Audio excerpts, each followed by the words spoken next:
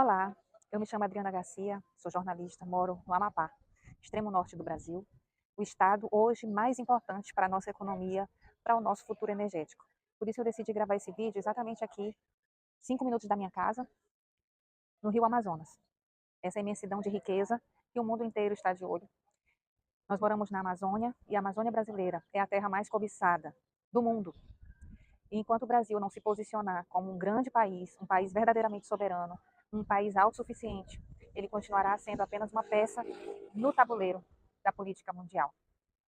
Infelizmente, a COP30 está aí para negociações, para que a pobreza e a miséria mais uma vez seja negociada, porque o norte do Brasil é a região onde há mais pessoas passando fome, onde há mais pessoas dependentes do Bolsa Família, do PPC, mas as negociações elas não perpassam pelas pessoas, pelos seres humanos que estão aqui. Eles não levam em conta, não valem nada. O que vale é o tipo de benefício que eles vão ter, com as parcerias que eles vão fazer, com os interesses internacionais que eles vão manter e que vão atender. Atender a população do norte não está no script, não faz parte dos planos. Quero dizer que eu sou cristã, conservadora, e é muito difícil você exercer essa profissão de jornalismo hoje no Brasil, sendo cristã conservadora e tendo responsabilidade. Porque quando você fala, muitas pessoas acham que você está louca, mas é porque você tem a coragem de ir na contramão daquilo que a maioria dos jornalistas fazem, falam, acreditam, defendem. Mesmo assim, eu vou continuar. Eu vou continuar essa jornada porque eu creio que as pessoas que vão salvar o país dessa situação são as corajosas. E as pessoas que mantiveram e que são responsáveis por ele estar nessa situação são as covardes. E se tem uma coisa que eu não sou, é covarde. Então vamos para frente. E eu quero dizer que, como cristã, eu tenho plena convicção de que este mundo, ele jaz no maligno, como diz a palavra. Eu tenho plena convicção de que existe um sistema que governa esse mundo, que não é o sistema divino. E tenho plena convicção que esse sistema só será quebrado definitivamente, 100%, com o estabelecimento do reino de Cristo no milênio. Então, para quem acha isso loucura, só é você parar esse vídeo agora. Não precisa continuar aqui. Eu acredito nisso, que por mais que a gente melhore, por mais que a gente tome melhores decisões, qualquer governo humano, ele é falho. E qualquer governo humano, de uma forma ou de outra, ele ainda se submete a valores que não são aqueles estabelecidos por Deus. Agora eu posso dizer para você que os governos temporários dos países que entendem os valores cristãos, judaico-cristãos, os valores bíblicos como princípios inegociáveis, esses o povo é mais feliz, o povo é mais livre e o povo é mais próspero. E é isso que eu busco para o meu país. Eu não busco uma solução definitiva, que tudo vai ser perfeito e de que não vai ter mais corrupção, mas o que eu quero dizer é que a situação que nós estamos hoje, tomou proporções que estão destruindo qualquer chance de futuro para a nossa nação. Por quê? Porque o sistema estabelecido, ele já ultrapassou todos os limites da ética, da moral, e hoje ele é não apenas um sistema que controla o país, mas é um sistema que comete vários crimes contra a própria nação. E para ele sobreviver, ele vai continuar cometendo esses crimes. E é por causa disso que nós não podemos nos calar. Porque eles, para sobreviverem, eles precisam destruir qualquer pessoa que não esteja fazendo o que eles fazem e que não acredite naquilo que eles acreditam. Nós estamos vivendo um governo totalmente corrupto, isso não é novidade para ninguém. A gente já sabia que isso ia voltar, não sabia que seriam com os aposentados, né? Nós estamos vendo os aposentados aí sendo saqueados, nós estamos vendo o governo blindando o próprio irmão do Lula para que não esteja na CPMI e não preste esclarecimentos. Nós temos visto aí o envolvimento do presidente do Congresso, Davi Alcolumbre, através de assessores, através de pessoas do seu gabinete, que receberam milhões de reais também vindos desses aposentados, desviados da aposentadoria, de pessoas vulneráveis. Então, assim, é complicado você acreditar que esse governo realmente quer ajudar a população mais pobre. O pobre, ele não precisa ficar eternamente pobre. E o fato de eu querer que ele deixe de ser pobre não significa preconceito. Significa querer dar a ele o direito de prosperar, o direito de ser autônomo, de ser autossuficiente. Deus criou o mundo e colocou no mundo todas as condições para que o ser humano possa ter completa habilidade intelectual, capacidade física de se sustentar e também de prosperar. É nisso que eu acredito. Mas os governos que querem oprimir a população, eles impedem essa prosperidade, eles impedem esse crescimento, eles querem colocar o Estado como solução para tudo e eles não dão conta de ser essa solução. Eles só conseguem ser o banco através dos impostos, e eles conseguem arrecadar muito e tirar muito da gente, fazer com que a gente perca toda a condição de decidir o que fazer com o nosso salário, porque não dá. Mais da metade, se você for colocar na ponta do lápis, ela vai para o governo, direta ou indiretamente. Nós ficamos com muito pouco para decidir. Então, nós trabalhamos e nós não temos autonomia para gastarmos aquilo que nós conseguimos com o nosso trabalho. Por quê? Porque esse governo é um governo que assalta de forma oficial o bolso do cidadão. E além de assaltar, ele ainda consegue roubar. E além de assaltar, nunca de chega.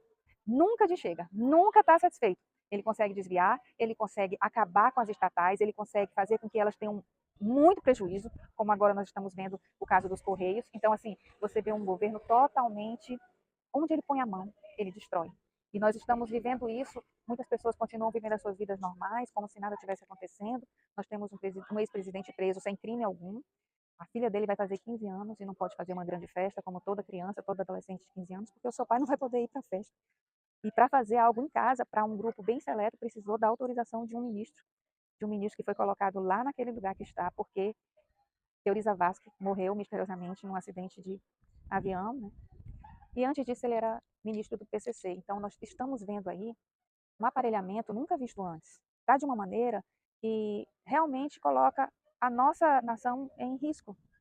E quando você vê o Trump pedindo para que a situação volte ao normal, ele não está quebrando a nossa soberania. Ele está agindo como nós deveríamos agir, agindo como o nosso Congresso deveria agir. Ele está pedindo que as pessoas que governam essa nação, elas voltem a obedecer às leis estabelecidas na própria nação. Isso é altamente recomendado. Ele não está pedindo nada extraordinário, está pedindo o óbvio. Então, a situação do Brasil ela é caótica e as pessoas continuam cegas, continuam acreditando nas mesmas mentiras de 20 anos atrás. Nós estamos aí tendo que sustentar a Janja, quase 200 pessoas. Então, assim, parece brincadeira, parece uma piada, mas não é. Não é piada. É algo muito sério. Então, eu estou aqui para dizer para você que o meu trabalho como jornalista ele vai permanecer e não importa o que pensarem. Sabe por quê? Porque a coisa mais prejudicial para um país é quando existe a autocensura. E você está vendo isso acontecer no Brasil. As pessoas estão se autocensurando. Elas estão deixando de falar aquilo que elas pensam com medo. Elas estão deixando de falar o que elas pensam com receio de portas se fecharem, delas não terem como sobreviver, né? Com receio de serem presas, e por isso ninguém quer anistia, eles não querem anistia, porque essa é a forma que eles também controlam quem está livre ainda, para que não ouse dar a sua opinião, para que não ouse reunir-se, para que não ouse lutar pelos seus direitos. Então, assim, essa não anistia, ela é didática, porque eles querem fazer com que a gente faça exatamente isso, essa autocensura. E não me peça para me calar. Eu tenho visto pessoas pedindo na rua mais do que antes, está crescendo o número de pedintes na minha cidade, não sei se na sua. Eu estou vendo pessoas desacreditadas, eu estou vendo pessoas que têm condições de sair do país, saindo do país. E quem ficar tem que lutar. Eu não tenho como sair do país. Então eu vou ficar e eu vou lutar. E se você fica, eu te convido a lutar junto comigo. Não é direita e esquerda. É sistema que está podre, que está desesperado, por isso encarcerou um homem, por isso está deixando ele inelegível, e antissistema. E eu não me iludo achando que a gente vai acabar com o sistema. Mas se ele não tiver freios, ele vai acabar com o Brasil de uma maneira muito rápida. A gente vai cubanizar de uma maneira muito rápida, porque a Venezuela já é fichinha aqui para nós. E se você ainda acredita que está tudo bem, você precisa de um psiquiatra, porque não está nada bem. Quando inocentes estão presos no seu país, quando a lei não serve para mais nada, é porque o futuro é sombrio. As instituições foram tomadas. Um país em que ladrões, criminosos, assassinos, corruptos, eles escolhem quem serão os juízes, quem serão os ministros da Suprema Corte, eles escolhem quem serão os conselheiros dos tribunais de contas. Isso não dá certo. E é assim que nós estamos. As pessoas comuns, corretas, os cidadãos que cumprem os seus deveres estão com medo. Enquanto aqueles que são contra a lei, que agem contra a lei, eles se, eles se personificam como sendo a própria lei. E aí fica difícil, como disse Rui Barbosa. Se a ditadura for do judiciário, a quem nós vamos recorrer? Então, haverá que ter embargos e muitas outras restrições ao país Brasil para que haja uma esperança de que esse sistema, ele pelo menos, de alguma maneira, ele se contenha nas suas artimanhas, no seu egoísmo, né, na sua ganância, porque esse sistema não é apenas político, ele é também um sistema econômico e envolve a imprensa, envolve a mídia, envolve uma série de poderes que a gente não vê, mas eles que estão se movendo. E uma pergunta: por que que eles odeiam o cristianismo? Por que que eles não odeiam os islâmicos? Por que que eles não matam os muçulmanos? Por que que são os cristãos que eles matam, prendem e torturam? Porque apenas os cristãos têm coragem de fazer o que é certo, custe o que custar. Apenas os cristãos conseguem realmente viver a sua vida na família, na sociedade, no trabalho, na sua vida pública, política, como deve ser, com temor a Deus e cumprindo seus deveres, mesmo que isso custe a morte ou a prisão. Eis o motivo pelo qual eles odeiam tanto exatamente os cristãos. Por isso, nós cristãos somos a resistência. Em cada profissão, nós precisamos nos posicionar para que esse sistema, que só vai ser destruído por Jesus Cristo, ele possa ser detido, ele possa ser contido, para que a vida em sociedade, para que a vida, né, os direitos, os deveres, os limites, eles possam permanecer e a gente possa ter ainda um pouco de paz e prosperidade. É isso.